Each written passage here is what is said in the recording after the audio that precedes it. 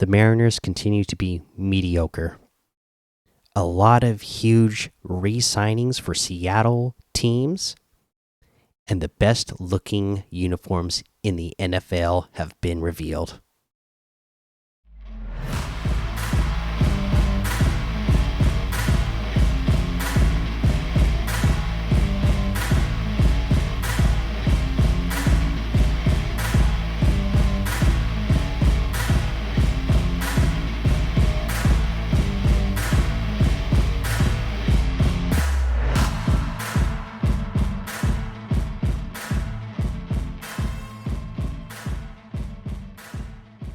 Welcome back to another episode of the Seattle Sports Show. I'm your host, Mikey, and in this episode, we're going to have a lot of huge things to talk about. A lot of big news happened. So many of them can be considered headline news.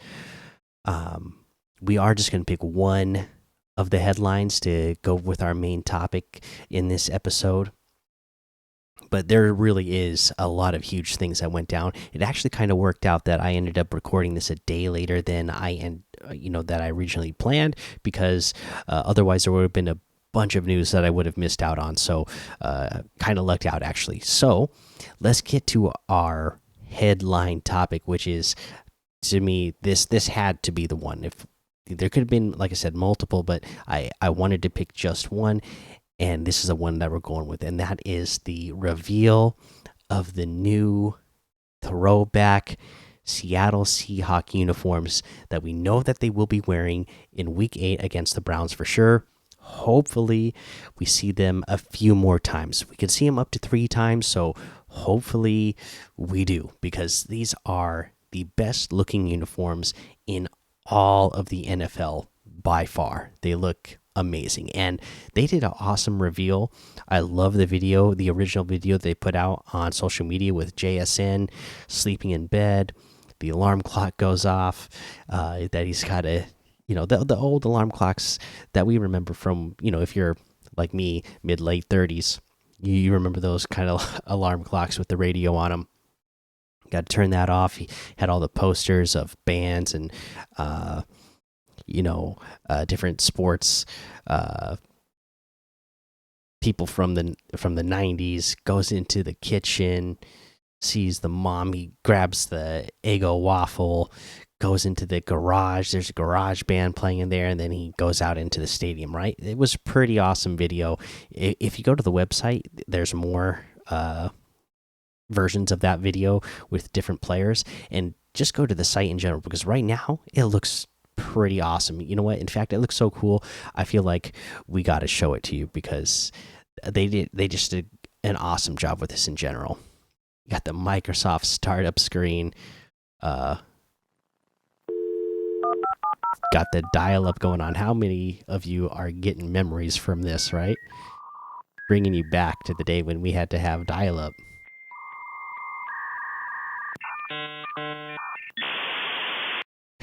Just amazing the way they did this.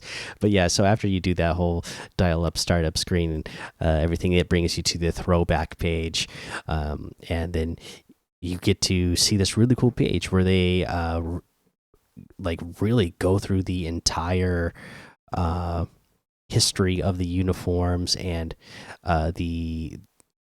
just all the details of how they came up with the throwback uniform and how they were able to put it together, and the inspiration, and just the different little details on it, like the little Kingdom logo that they have on there. I saw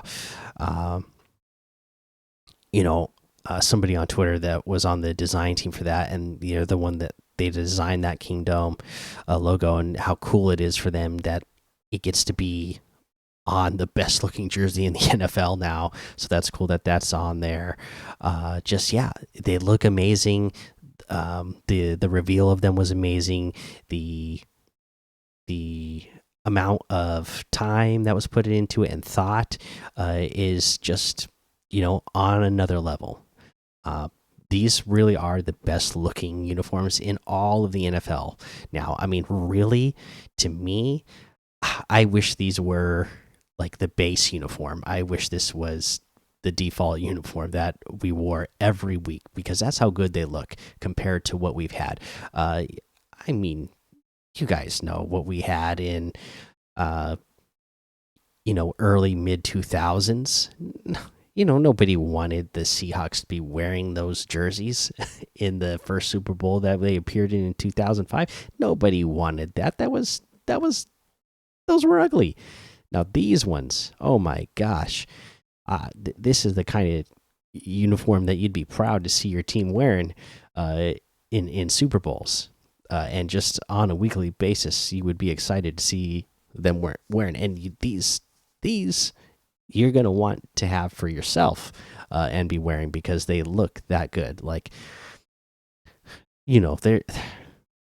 there's a lot of alternate jerseys that come out all the time for different sports, and you don't want to buy them all just because like, oh, they're trying to get you, right? Because they're an alternate version, so as a fan you feel like, oh well, I want to have every jersey. But sometimes it just feels like a money grab from the organizations, right? Well, not these. Like these you want to have. Like I gotta have this. I gotta have this jersey because it looks just immaculate. Yeah, that they look great. They look awesome, and that's that. I mean, yeah, it's just a uniform reveal, but that had to be our made headline this week because for a couple of days everybody was talking about it because everybody was like, wow, look how good these uniforms look, and look how cool the reveal of them was. I mean, I just saw the Tennessee Titans did their reveal for the they're going to be wearing the Houston Oilers versions for their throwbacks this year, and I gotta say those uniforms look cool too. Still don't think they look as good as the Seahawks uniforms, and the reveal wasn't as cool, right? So I think even after those ones came out, people are still talking about the Seahawks ones because that's how good they look. I mean, if you just look on social media anyway, like the Seahawks jerseys are still, days later, and after a couple of other teams revealed theirs after us, we're still the ones getting talked about. So that's pretty cool. There you go. There's the main topic. Let's get into the rundown now. Let's get right in. Since we're talking about the Seahawks, let's get right into the Seahawks because there's big news to talk about.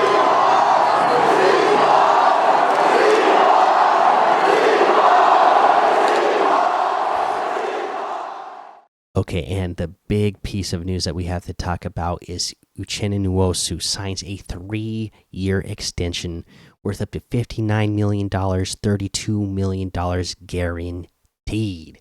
My goodness, that is awesome. So Uchenna Nwosu, we just know he just had his best year yet, and with the Seahawks, hopefully this coming year now he's going to get up into the double digits. He got close. Hopefully that's going to be coming now. He's got a couple better defenders on the line around him, so hopefully that's going to help him get to the quarterback even more. But again, now Nwosu only 26 years old. We got him at a 3-year extension, so we're going to get him during the prime years at a very fair and favorable price. And because of the way they did the deal, it opens up another $5 million in cap space for this year. We already had $7 million, so we're up to $12 million now, estimated anyways. And we still have not signed our first round pick, Devin Witherspoon, the quarterback that we took with the number 5 pick, and we have not signed Zach Charbonnet, a second round pick, running back, right? So we still have to get those guys on the book. So we're not going to have 12 million exactly this year. But I saw that Anthony Richardson signed his deal earlier today, and he was pick number 4, so one ahead of Anthony Richardson. He got, I believe it was a $34 million deal, fully guaranteed. So Devin Witherspoon, he's going to come in a little bit under that because Richardson went number 4, Witherspoon comes number 5, so he's going to end up getting a little bit less than whatever Richardson got. So we can kind of expect, um, you know, we kind of know what to expect out of that deal. And then Charbonnet, he's all the way in the middle of the second round, so that's not going to be very much off the books either. So they should be able to have that much more wiggle room to get those deals done now, and then still maybe have a little bit left over to see if they can't still, like I said recently, maybe there's still a free agent out there on the market that they could bring in and help this team, especially on the defensive line. I mean, I know we went out, we got Jaron Reed, we got Draymond Jones. Those are already instantly an improvement over what we had, but hopefully, we can still be bringing in another player at some point, just to bring in and have more depth. Now, I don't know. I've heard good things about Cam Young so far. What he did back in camp, and the real training camp is getting ready to start this week, so we'll get to see even more and know even more about those players. But just on paper right now, I would still like another beefy defensive lineman to kind of help get some depth on that defensive line. That's how bad our defensive line was last year. It was so bad last year that I'm still worried about it going into this year, even though it looks like on paper we should be a lot better with the players that we brought in. So there is your Seahawks. Again, big news. Great to hear that kind of news as well today, that Uchenna got that deal done. And like I said, I'm just glad that I ended up not working out for me to record yesterday, so that I was able to bring that news, and it's still fresh news to talk about. Let's go ahead and move on to our next team that we have to talk about. It's going to be kind of a mid conversation because they are just a mid team right now.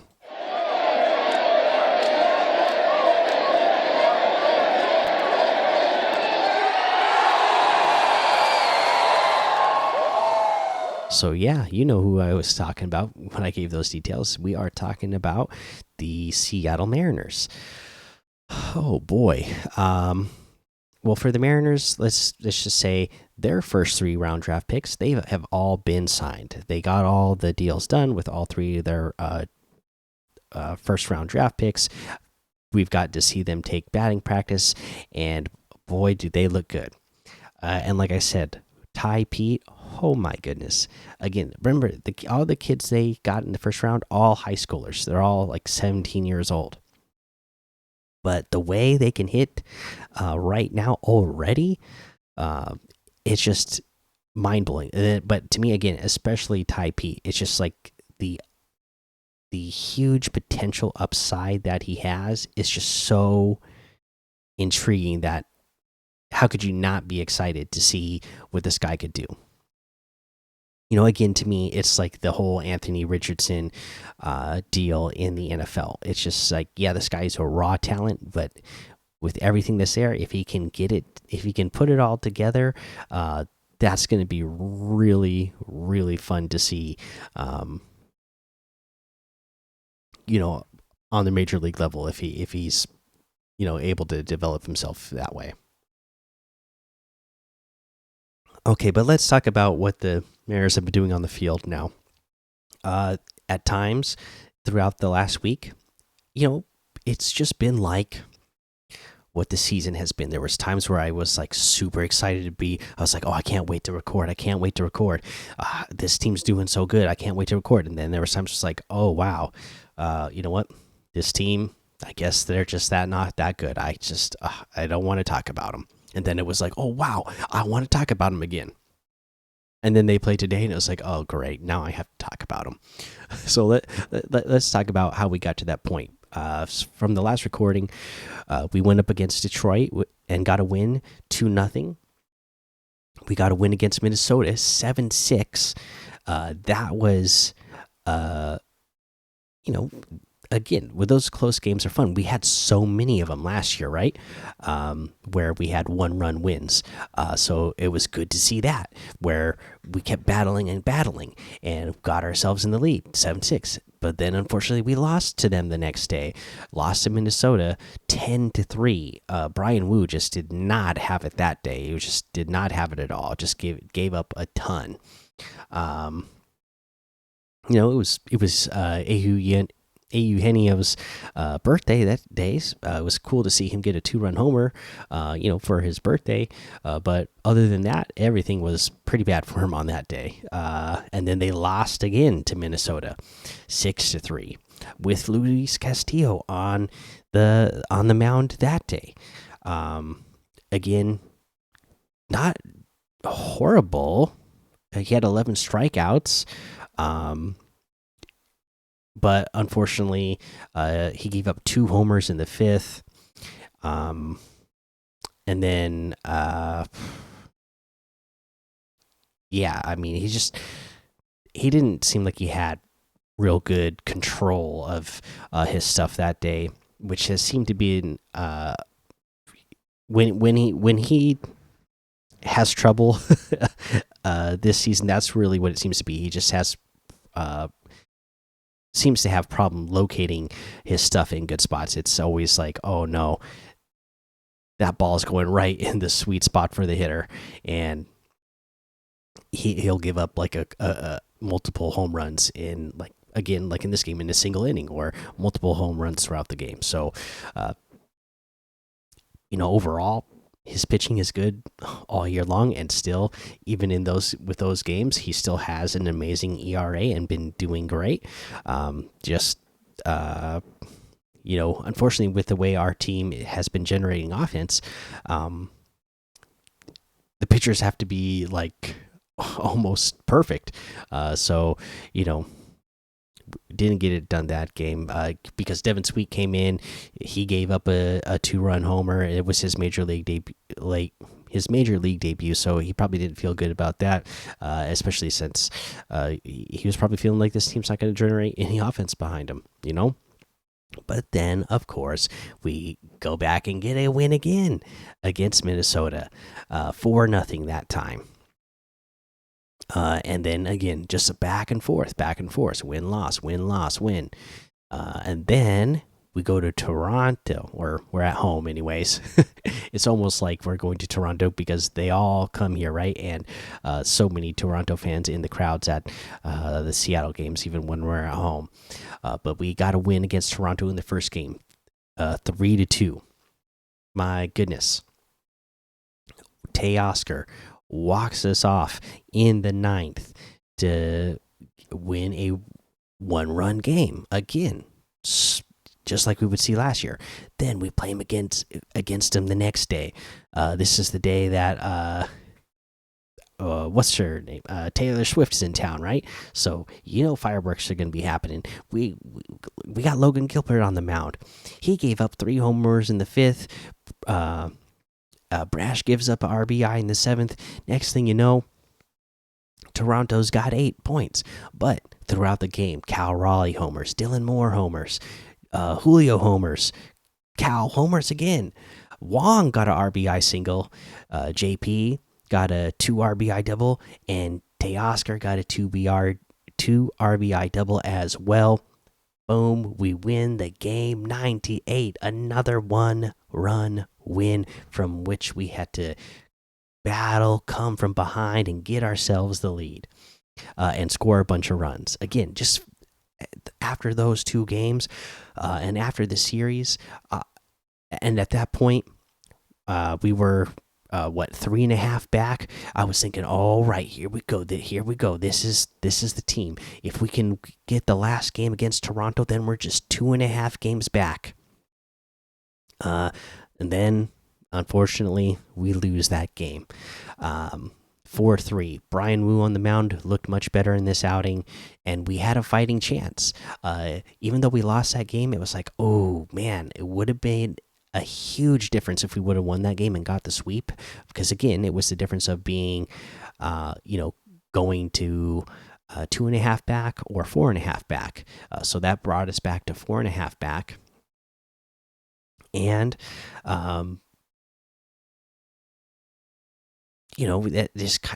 it just kind of makes a whole different outlook if you're looking at 2.5 or 4.5, right? And what you think this team is going forward. But again, watching that game, it's like, but we kept the fight. We kept getting runners on base to give ourselves a chance. Whereas a lot of times, throughout the year, it feels like, oh, we're not even going to get anybody on base. Somebody's going to have to hit a home run, but we're relying on that. It's not going to happen. But in this one, it felt like, hey, we're getting the hits. We're giving ourselves a chance. So you know what? The loss doesn't feel too bad. This team still feels like it's heating up, and we're going to get going. And then they brought it right back down to reality today with a loss to Minnesota, 4-3 in extra innings. Again, Luis Castillo on the mound, looking much better. Unfortunately, in the fifth, he gave up a RBI triple. He gave up a RBI double as well in the same inning. But overall, he went 7 innings, only gave up those 2 runs and 9 strikeouts. So again, another great inning or an outing. And you think the Mariners should be able to deal with that, and create some offense, especially the way they've been playing the last few games. Well, Tom Murphy had a homer in the 5th, so we had one, and then at this point we're thinking, oh right, here we go. Wong comes up and gets a 2-run homer in the 9th, ties up the game.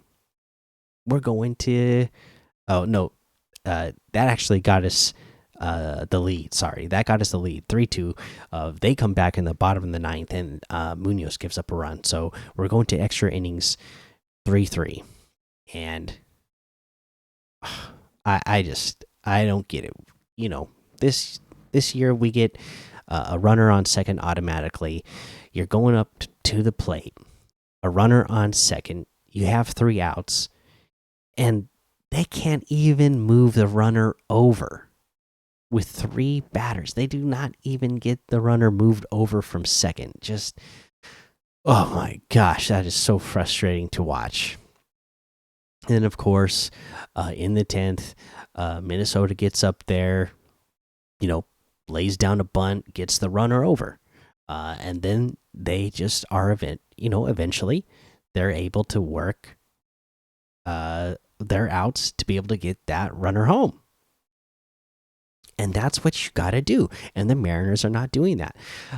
This was like a perfect example of how the season goes with this game. I mean, at one point, throughout the beginning of this game, just like at the beginning of the season, you're feeling like, oh, I thought this team was going to be good, but they're looking not so good. And then towards the middle, they start to pick it up, and you go, oh, yes, this team is the team I thought they were. They do look good. And then they take a lead, and then you go, oh yes, this team really is the team I thought they could be. They're going to get into the playoffs this year, right? And then it comes down to it, and then they just play mediocre and lose. I mean, that's how this game went, and that's how the season's been going. We are sitting at exactly 50-50. We've hit 100 games. We are exactly 500. 50 wins, 50 losses. That is not good. That does not feel like a playoff team, right? Again, we're still at this point, looking at the standings, we are still just 5 games back. Again, and it seems like teams ahead of us, they're not doing the most to win right now. Like all the teams that are ahead of us, like I said, they're just not. None of them feel like they're insurmountable. They should be, as long as you are playing to your potential, which pretty much nobody on the Mariners roster has been playing to their potential this year. None of them have even been playing to their career averages. So, at this point, there's 62 games left exactly. That means for us to make the playoffs, you'd have to win 2/3 of your games. And this team, the way they've been playing, does not feel like a team that can win 2/3 of the game. They feel like a 500 team.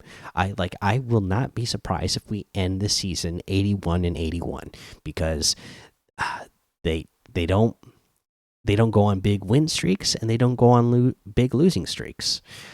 They just stay right at 500.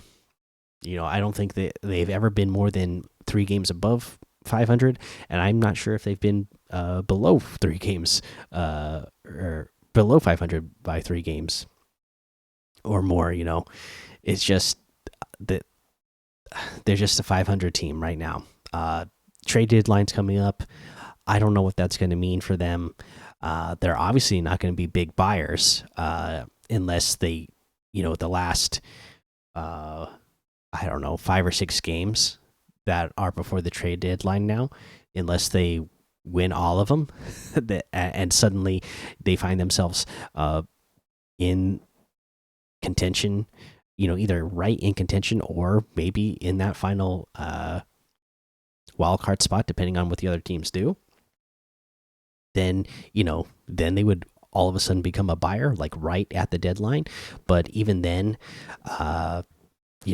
they would have to go on a streak that they haven't done this year, and the organization would really have to believe that it's going to continue and that they're not going to go right on like a 6-game losing streak right afterwards. So I don't know if how confident the organization is feeling about that with the way they've been playing. But yeah, that is your Mariners. That's what they're doing. That's what they are. They're just a 500 team. So let's move on to our next team.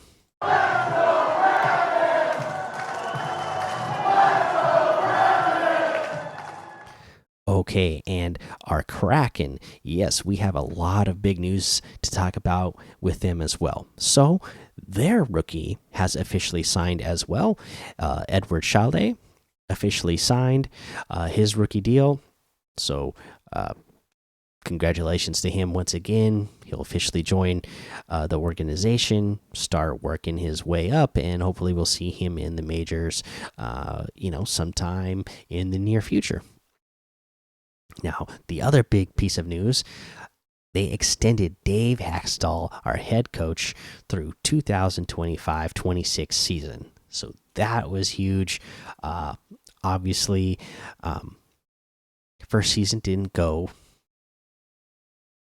that great, but we're an expansion team.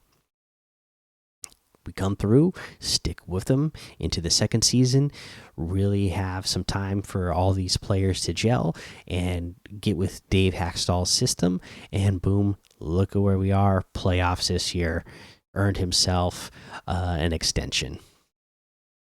And then the big piece of news, this is the one we were all waiting on. Vince Dunn re-signs with the Kraken, a 4-year deal worth $7.35 million average annual value. So Vince Dunn will be around for years to come, helping hold down that defensive line. And that's our big signing. With how big that deal is, I don't know if that's going to mean that we're going to be able to go out and get some of the other big names that were on the free agent market. But it's good that we signed one of our own, kept them on the team, and somebody who has that familiarity and will have that leadership on the team. And again, we'll just have to keep an eye on the Kraken and see what else they do in this off season. To keep improving the team for next year. I really like what this management team has done through the first 2 years to continue to improve the team, and I'm just trusting them right now because they seem like they know what they're doing. Like I said, I'm not a hockey expert, so when I hear them talk about their plan, and then you see them execute it, and then you see the results, you just kind of, as a fan, I'm trusting what they're doing right now, and I'm hoping that it's gonna just continue to work out well for the Kraken. Let's go to another team that it's not working out so well for, but still fun, anyways.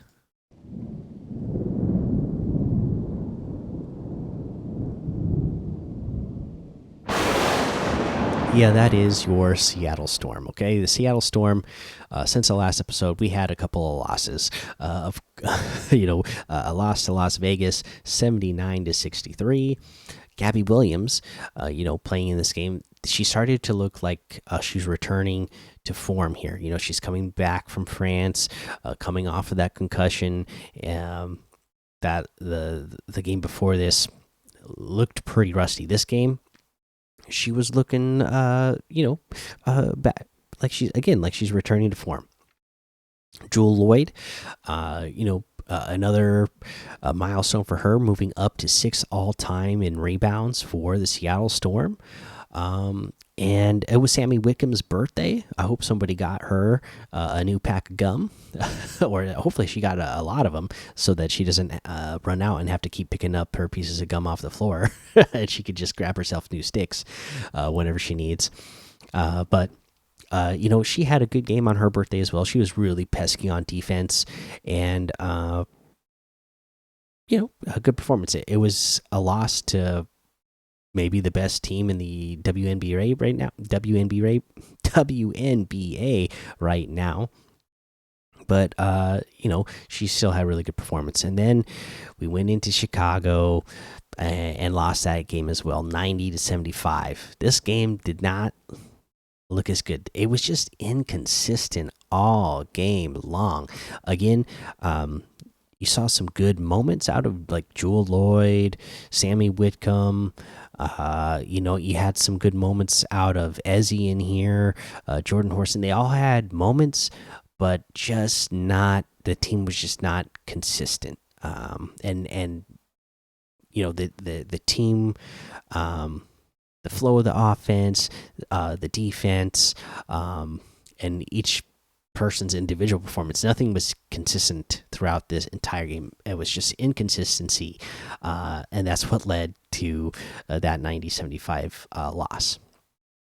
So that being said, let's look at the standings. Okay, now we are officially the worst team in the WNBA right now, with a full-on 4-18 record. The Mercury has gotten a couple of wins. They were below us at one point, but they've gotten a few wins, so they're ahead of us now at 6-16. Oh my goodness! I wanted to pull this up before I recorded, and then I forgot. So let's try to look this up live real quick, because I got an email from David, and he was asking me. So it was great to get an email. Anybody can email in seattlesportsshow@gmail.com and ask questions or leave comments. I'd love it. I want more feedback. That's what this whole show is. It's about being fans and sharing our fandom with each other. So if again, somebody who doesn't know the WNBA right now, who had a question, David asked, how does the draft in the WNBA work? Is it like the NBA draft? Well, David, it is similar to the NBA draft. So in the NBA draft, right, they're just going off of 1 year record. Okay, so whoever's got the worst record that year, they're going to draw the lottery ball, and the team that's got the worst record, they are going to have the best chance to get the first pick, right? WNBA as well, they do a lottery. However, it's not exactly the same. They do the record over the last 2 years. Okay, so it's the 2-year record combined. So right now, let's see if I can pull it up real quick, what the uh, percentages are. Because I was saying that we should continue to lose, and that would get us a chance to get higher up, and it very much would. Of course, I found somewhere before that had all these percentages. Um, I'm not going to keep looking it up live right now. If I can't find it quick, then I'm just gonna, uh, yeah, I'm just gonna move on. I'll just explain to you exactly how it works. I don't know this year's exact numbers, what we have right now, but you combine the last 2 years record. So, the the uh the sounder, not the sounders. I'm thinking ahead already. The storm, because we won 20 something games last year. So far we have 4 this year. I believe we had 22 wins last year, right? So we're up to like 26 wins total between the 2 seasons. We would be, so there's going to be 4 teams that are going to have a chance to get that first overall pick, right? So out of the 4 teams that would be in that right now, based on the record right now, we would have the worst chance of getting the first overall pick, but we would still have that chance. But if we continue to lose, if I remember right, the other teams that were behind us, I want to say the Mercury, the Sparks, and the Fever.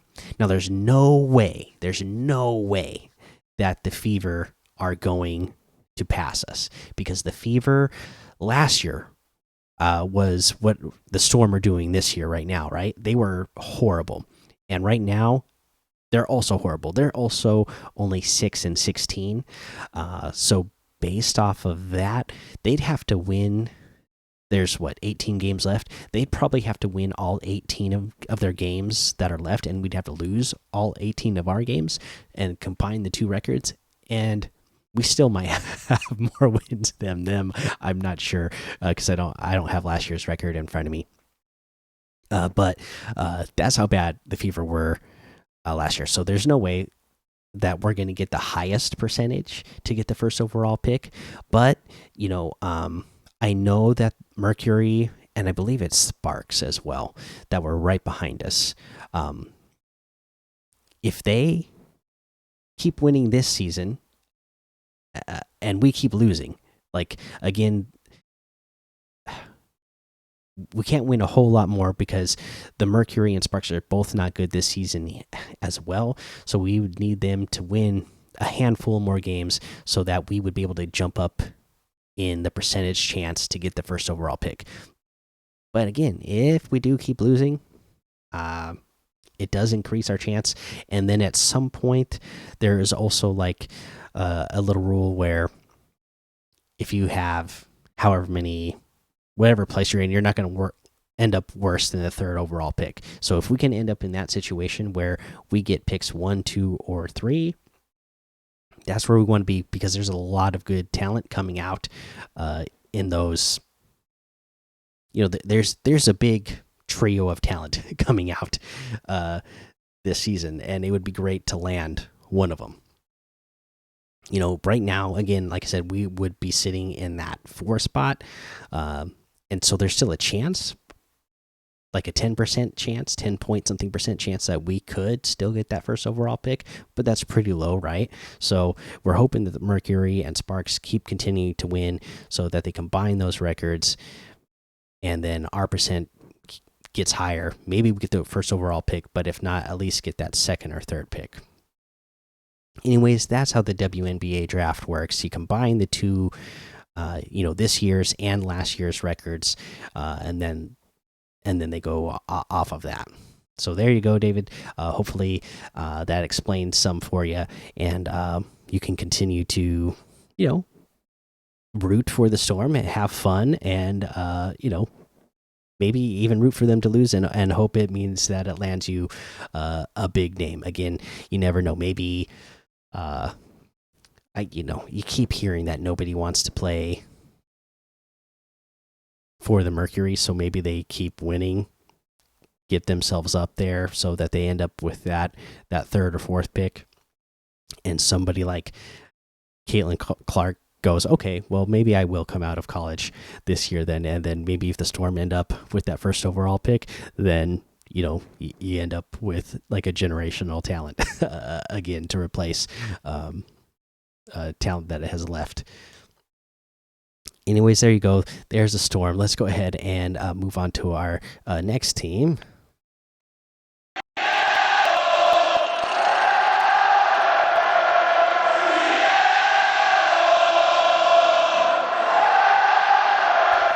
And you know what? Unfortunately, I got to talk about another team that has disappointed.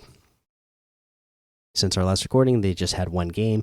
It was against Real Salt Lake, and unfortunately, that was a 3-0 loss in which they just did not look good. I mean, they looked good the first half, and then just fell apart and looked pretty bad, right? And we know this team has been struggling offensively, but then to defensively be struggling in this game as well. That's just not what you want to see right now. I mean, 9 teams in the in MLS make the playoffs. We're still sitting right there at number 4, and we're just a point behind being tied for second. So we're not going anywhere. We're not worried about missing the playoffs or anything, but it's just not the kind of momentum you want to have at this point in the season, right? You want to be scoring goals. You want to be at least getting draws and gaining points. You don't want to have a complete meltdown like they had. So there you go. There's your Sounders. Let's go ahead. We could talk. Well, we can't really talk about the rain, but we can, mention. We got to see our players play. Megan Rapinoe. It was good to see her in the on the U.S. women's national team, getting in there, playing the World Cup. They got their first win against Vietnam, 3-0. Looked dominant. Here we go. Our next game's going to be Wednesday against the Netherlands. Let's keep it going. USA, USA, USA. Let's go. Come on, let's go. Let's win this World Cup. Let's get this World Cup again. Hopefully, we can get the third one in a row and get one more last one for Rapinoe before she retires. Let's see. And then, of course, our final team here.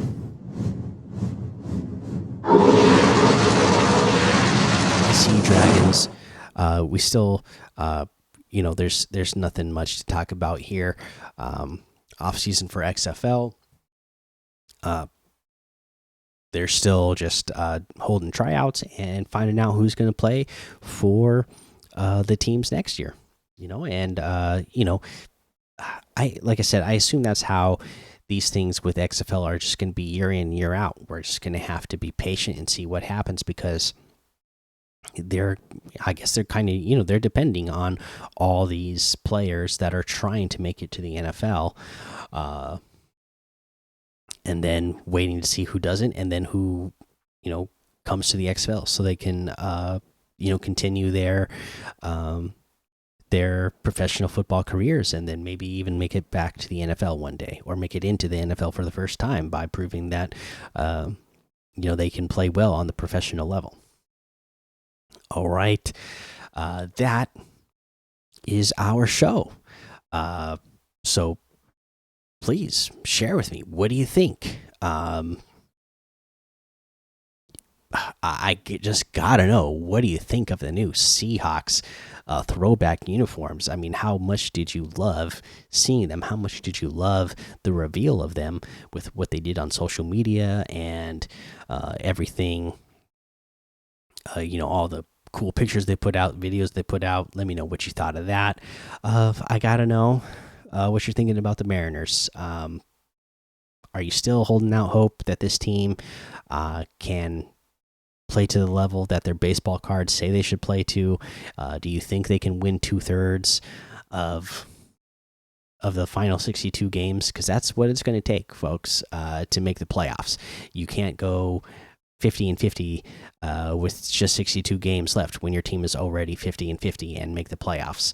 You're gonna, we're again so frustrating because we're coming off of two back-to-back 90-win game seasons. One of them was good enough to get you into the playoffs, and then it looks like we're taking a step back this year, which is unfortunate. But are you somebody who's holding out hope still that they're going to start getting hot and win? They're going to have to win, at least 40 of the last 62 games to have a chance to be in the playoffs. Do you think that is possible with this team right now? Let me know in the comments.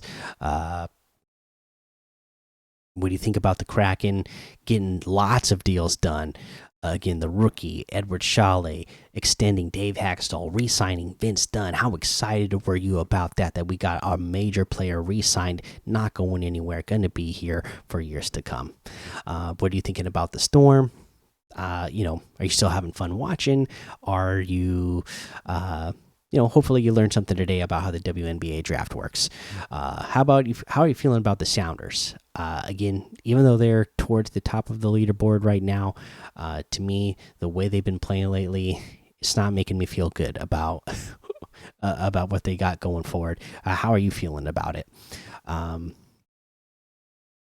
Again, nothing to talk about with the rain, but go USA, go USA, and the Sea Dragons. Hey, good luck to everybody who's trying out there. Hope you make the team. All right, there you go. That is the episode. Please make sure that you are commenting, liking, following, subscribing, because that all really helps out the show. If you're listening on Apple Podcasts, leaving a 5-star rating and a written review really helps out the show, because it kind of helps boost the algorithm and helps even more people find out. And just watching the numbers, people are starting to find it. There's a lot of dedicated Seattle fans, so just want to keep bringing them in and hopefully build a cool community where we can all enjoy the fandom together.